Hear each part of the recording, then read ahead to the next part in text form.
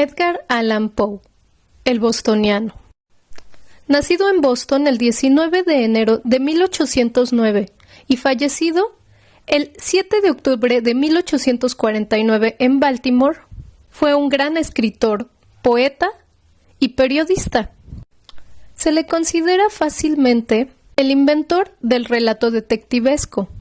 Además es muy recordado por sus cuentos de terror y poemas góticos y románticos. Siempre atraído por la oscuridad, regala una versión lúgubre de la vida. Publicada por primera vez en diciembre de 1844 en The Gift, con ustedes, La carta robada. Me hallaba en París, en el otoño de 1800. Una noche, después de una tarde ventosa, gozaba del doble placer de la meditación y de una pipa de espuma de mar, en compañía de mi amigo C. Auguste Dupin, en su pequeña biblioteca o gabinete de estudios del número 33 Rue Dumont o 3e Faubourg Saint-Germain. Llevábamos más de una hora en profundo silencio, y cualquier observador casual nos hubiera creído exclusiva y profundamente dedicados a estudiar las onduladas capas de humo que llenaban la atmósfera de la sala. Por mi parte, me había entregado a la discusión mental de ciertos tópicos sobre los cuales habíamos departido al comienzo de la velada.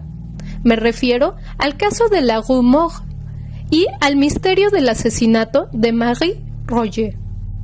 No dejé de pensar, pues, en una coincidencia, cuando vi abrirse la puerta para dejar paso a nuestro viejo conocido G., el prefecto de la policía de París. Lo recibimos cordialmente, pues en aquel hombre había tanto de despreciable como de divertido, y llevábamos varios años sin verlo. Como habíamos estado sentados en la oscuridad, Dupin se levantó para encender una lámpara, pero volvió a su asiento sin hacerlo cuando G. nos hizo saber que venía a consultarnos, o mejor dicho, a pedir la opinión de mi amigo sobre cierto asunto oficial que lo preocupaba grandemente.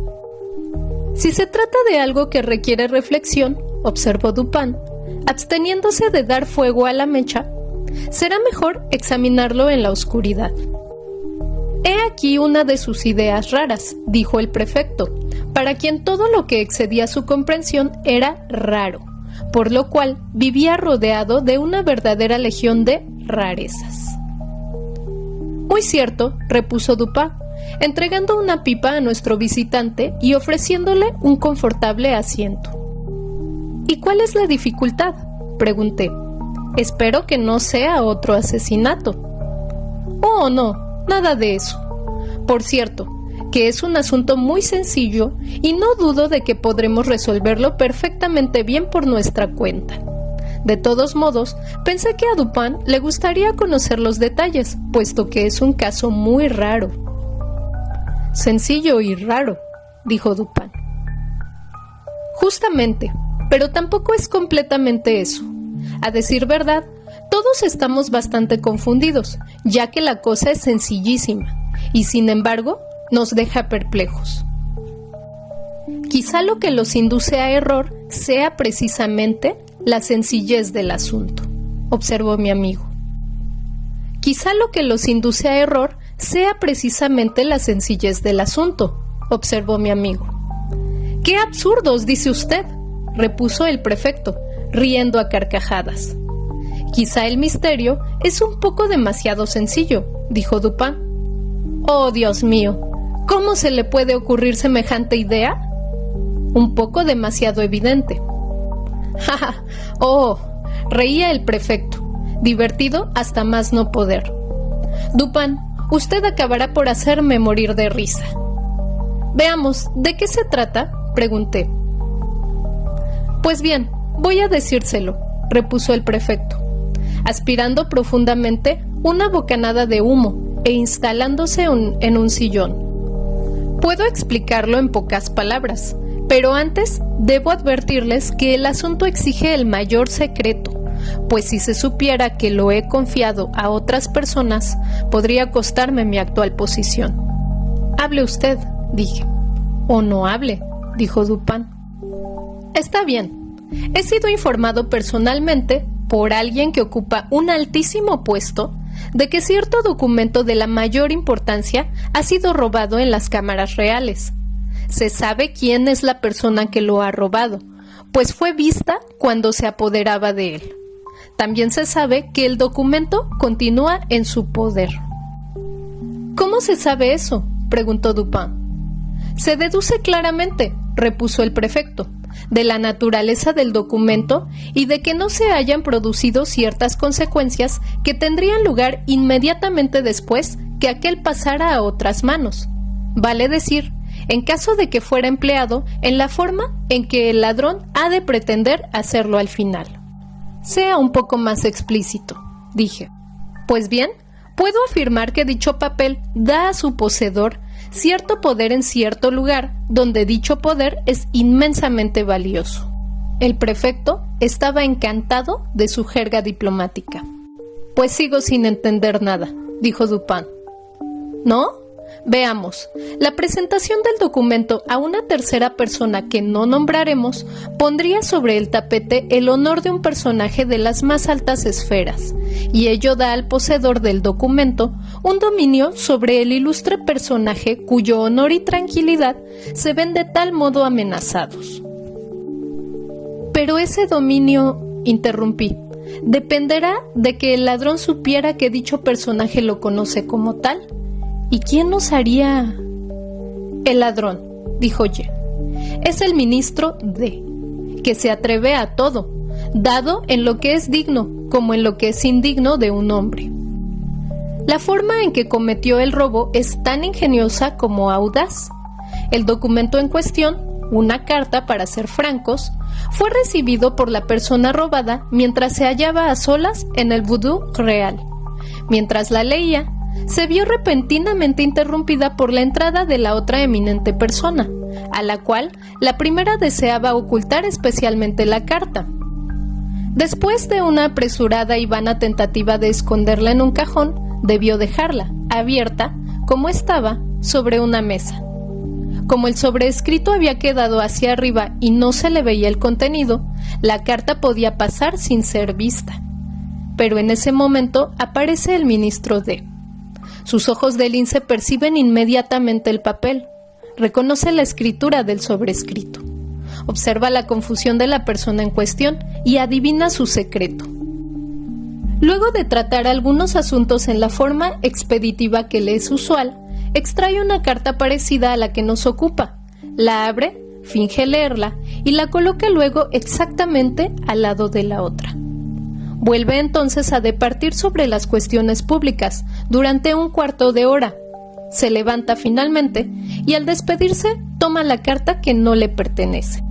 La persona robada ve la maniobra, pero no se atreve a llamarle la atención en presencia de la tercera, que no se mueve de su lado. El ministro se marcha, dejando sobre la mesa la otra carta sin importancia. Pues bien, dijo Dupin, dirigiéndose a mí. Ahí tiene usted lo que se requería para que el dominio del ladrón fuera completo. Este sabe que la persona robada lo conoce como el ladrón. En efecto, dijo el prefecto, y el poder así obtenido ha sido usado en estos últimos meses para fines políticos, hasta un punto sumamente peligroso. La persona robada está cada vez más convencida de la necesidad de recobrar su carta, pero claro está, una cosa así no puede hacerse abiertamente. Por fin, arrastrada por la desesperación, dicha persona me ha encargado de la tarea, para la cual, dijo Dupin, envuelto en un perfecto torbellino de humo, no podría haberse deseado o siquiera imaginado a gente más sagaz. Me halaga usted, repuso el prefecto, pero no es imposible que, en efecto, se tenga de mí tal opinión. Como hace usted notar, dije, es evidente que la carta sigue en posesión del ministro, pues lo que le confiere su poder es dicha posesión y no su empleo. Apenas empleada la carta, el poder cesaría. Muy cierto, convino G. Mis pesquisas se basan en esa convicción. Lo primero que hice fue registrar cuidadosamente la mansión del ministro, aunque la mayor dificultad residía en evitar que llegara a enterarse.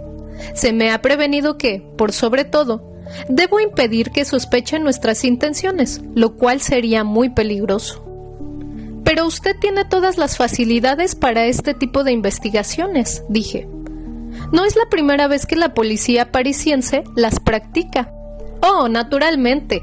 Por eso no me preocupé demasiado. Las costumbres del ministro me daban, además, una gran ventaja. Con frecuencia pasa la noche fuera de su casa. Los sirvientes no son muchos y duermen alejados de los aposentos de su amo. Como casi todos son napolitanos, es muy fácil inducirlos a beber copiosamente. Bien saben ustedes que poseo llaves con las cuales puedo abrir cualquier habitación de París. Durante estos 3 meses no ha pasado una noche sin que me dedicara personalmente a registrar la casa de té. Mi honor está en juego y, para confiarles un gran secreto, la recompensa prometida es enorme. Por eso no abandoné la búsqueda hasta no tener seguridad completa de que el ladrón es más astuto que yo. Estoy seguro de haber mirado en cada rincón posible de la casa, donde la carta podría haber sido escondida. ¿No sería posible, pregunté, que si bien la carta se halla en posesión del ministro, como parece incuestionable, éste la haya escondido en otra parte que en su casa? Es muy poco probable, dijo Dupin. El especial giro de los asuntos actuales en la corte, y especialmente de las intrigas en las cuales se halla envuelto exigen que el documento esté a mano y que pueda ser exhibido en cualquier momento. Esto último es tan importante como el hecho mismo de su posesión. ¿Que el documento pueda ser exhibido?, pregunté. Si lo prefiere, que pueda ser destruido, dijo Dupin. Pues bien, convine. El papel tiene entonces que estar en la casa. Supongo que podemos descartar toda la idea de que el ministro lo lleve consigo. Por supuesto, dijo el prefecto. He mandado detenerlo 2 veces por falsos salteadores de caminos y he visto personalmente cómo le registraban. ¿Pudo usted ahorrarse esa molestia?, dijo Dupin. Supongo que D no es completamente loco y que ha debido prever estos falsos asaltos como una consecuencia lógica. No es completamente loco, dijo G, pero es un poeta, lo que en mi opinión viene a ser más o menos lo mismo. Cierto, dijo Dupin, después de aspirar una profunda bocanada de su pipa de espuma de mar, aunque, por mi parte, me confieso culpable de algunas malas rimas. ¿Por qué no nos da detalles de su requisición?, pregunté. Pues bien, como disponíamos del tiempo necesario, buscamos en todas partes. Tengo una larga experiencia en estos casos. Revisé íntegramente la mansión, cuarto por cuarto, dedicando las noches de toda una semana a cada aposento. Primero, examiné el moblaje. Abrimos todos los cajones. Supongo que no ignoran ustedes que, para un agente de policía bien adiestrado, no hay cajón secreto que pueda escapársele. En una búsqueda de esta especie, el hombre que deja sin ver un cajón secreto es un imbécil. Son tan evidentes. En cada mueble hay una cierta masa, un cierto espacio que debe ser explicado. Para eso tenemos reglas muy precisas. No se nos escaparía ni la 50ª parte de una línea. Terminada la inspección de armarios, pasamos a las sillas. Atravesamos los almohadones con esas largas y finas agujas que me han visto ustedes emplear. Levantamos las tablas de las mesas. ¿Por qué? Con frecuencia, la persona que desea esconder algo levanta la tapa de una mesa o de un mueble similar, hace un orificio en cada una de las patas, esconde el objeto en cuestión y vuelve a poner la tabla en su sitio. Lo mismo suele hacerse en las cabeceras y postes de las camas. ¿Pero no puede localizarse la cavidad por el sonido?, pregunté. De ninguna manera, si luego de haberse depositado el objeto, se lo rodea con una capa de algodón. Además, en este caso, estábamos forzados a proceder sin hacer ruido. Pero es imposible que hayan ustedes revisado y desarmado todos los muebles donde pudo ser escondida la carta en la forma en la que menciona. Una carta puede ser reducida a un delgadísimo rollo, casi igual en volumen al de una aguja larga de tejer, y en esa forma se la puede insertar, por ejemplo, en el travesaño de una silla. Supongo que no desarmaron todas las sillas. Por supuesto que no, pero hicimos algo mejor.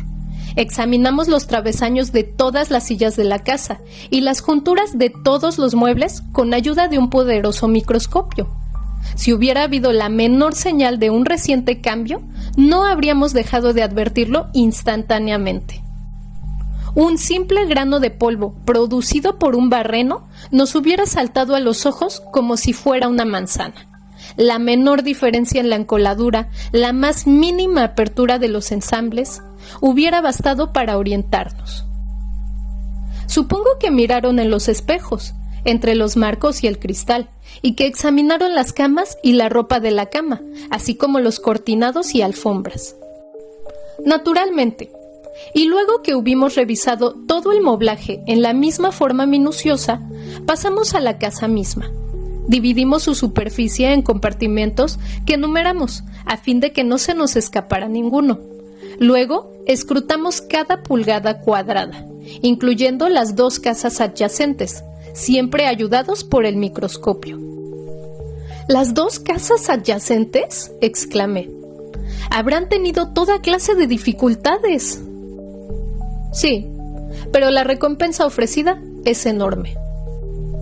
¿Incluían ustedes el terreno contiguo a las casas?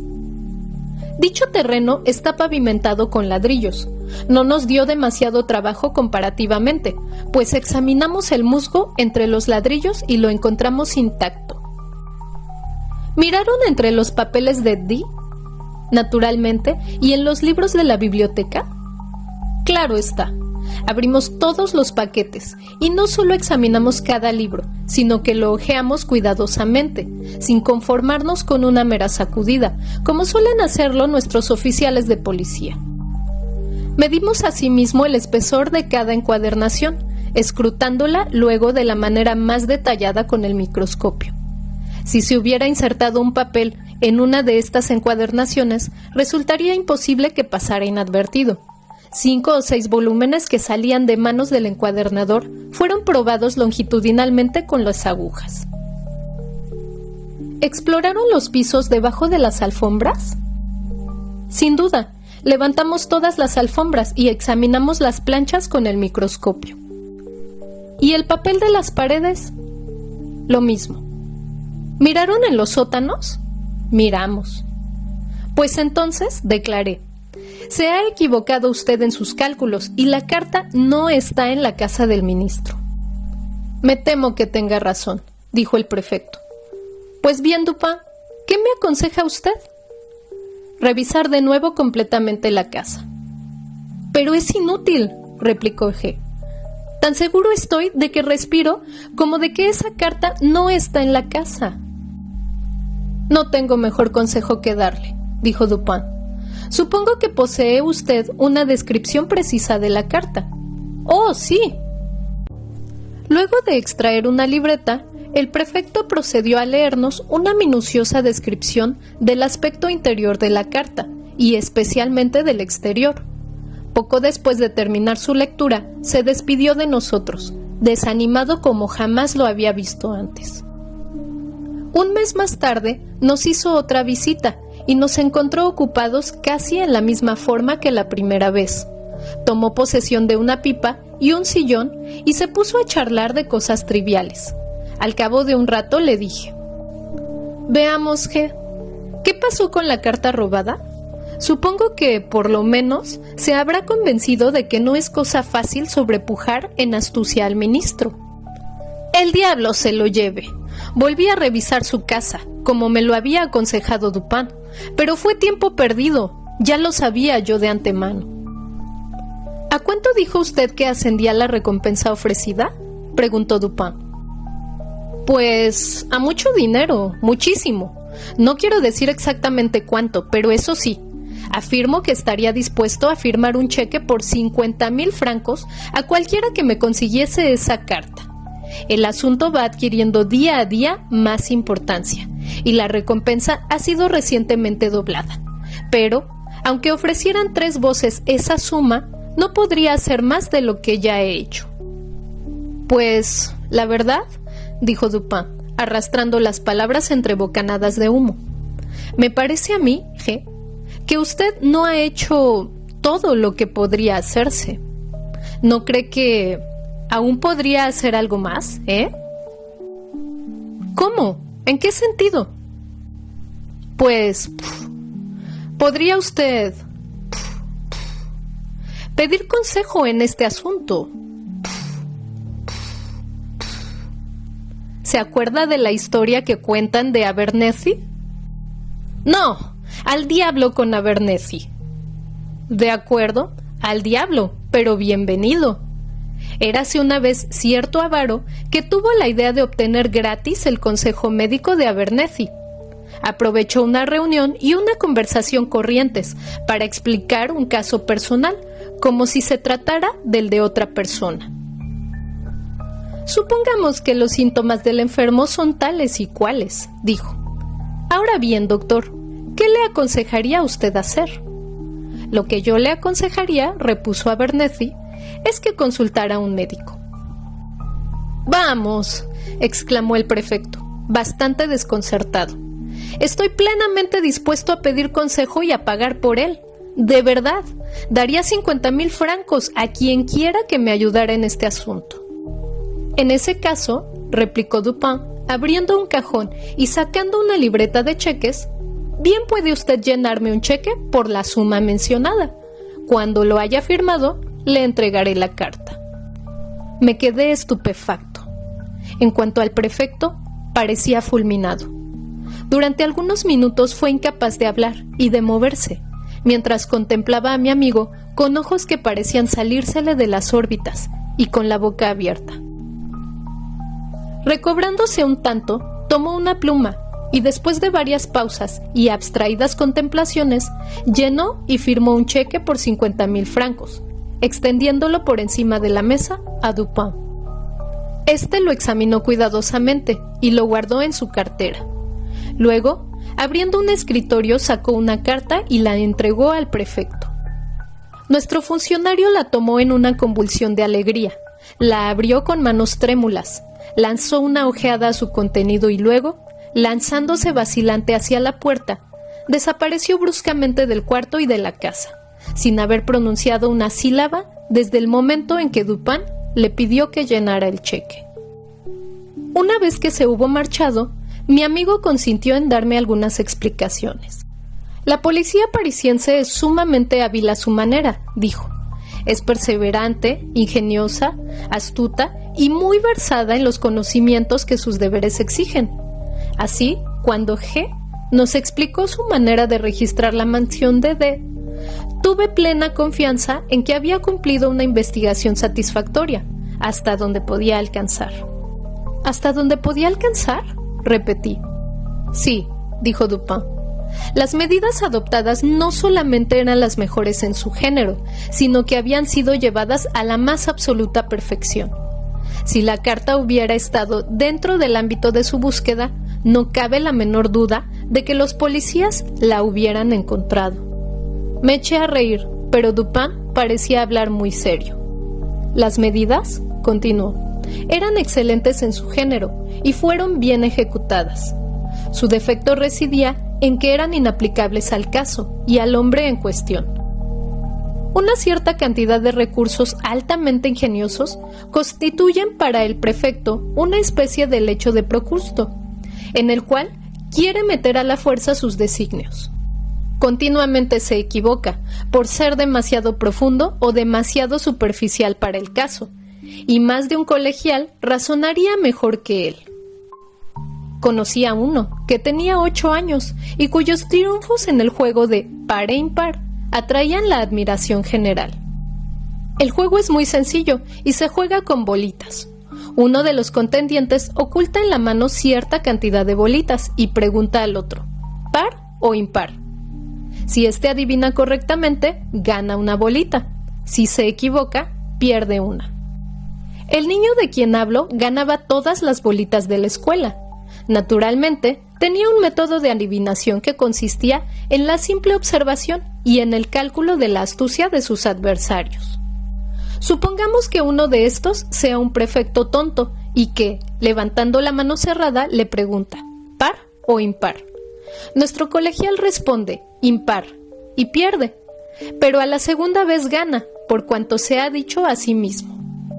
El tonto tenía pares la primera vez, y su astucia no va más allá de preparar impares para la segunda, por lo tanto, diré impar. Lo dice y gana. Ahora bien, si le toca jugar con un tonto ligeramente superior al anterior, razonará en la siguiente forma.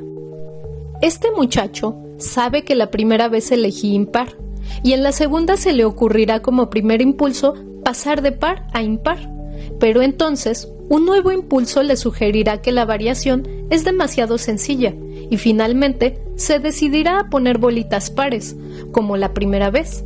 Por lo tanto, diré pares. Así lo hace y gana. Ahora bien, esta manera de razonar del colegial, a quien sus camaradas llaman afortunado, ¿en qué consiste si se le analiza con cuidado? Consiste, repuse, en la identificación del intelecto del razonador con el de su oponente. Exactamente, dijo Dupin. Cuando pregunté al muchacho de qué manera lograba esa total identificación en la cual residían sus triunfos, me contestó: si quiero averiguar si alguien es inteligente o estúpido, o bueno o malo, y saber cuáles son sus pensamientos en ese momento, adapto lo más posible la expresión de mi cara a la de la suya, y luego espero hasta ver qué pensamientos o sentimientos surgen en mi mente o en mi corazón, coincidentes con la expresión de mi cara. Esta respuesta del colegial está en la base de toda la falsa profundidad atribuida a La Rochefoucauld, La Bruyère, Maquiavelo y Campanella. Si comprendo bien, dije, la identificación del intelecto del razonador con el de su oponente dependen de la precisión con que se mida la inteligencia de este último. Depende de ello para sus resultados prácticos, replicó Dupin. Y el prefecto y sus cohortes fracasan con tanta frecuencia, primero, por no lograr dicha identificación, y segundo, por medir mal, o mejor dicho, por no medir, el intelecto con el cual se miden. Solo tienen en cuenta sus propias ideas ingeniosas, y al buscar alguna cosa oculta, se fijan solamente en los métodos que ellos hubieran empleado para ocultarla.